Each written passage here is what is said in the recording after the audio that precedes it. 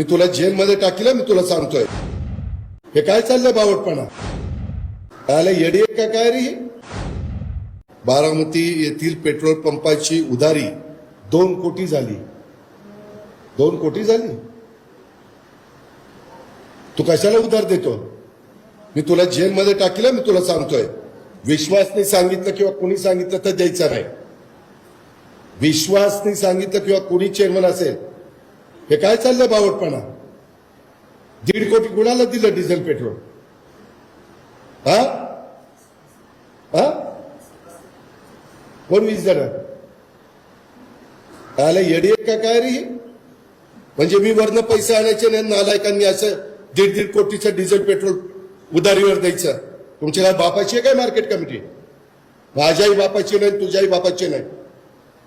माझ्या शेतकऱ्यांची, व्यापाऱ्यांची, हमाल बापाड्यांची आहे. किती दिवस झाले बा तुम्ही काय करता रे? हजामती करताय तिथं.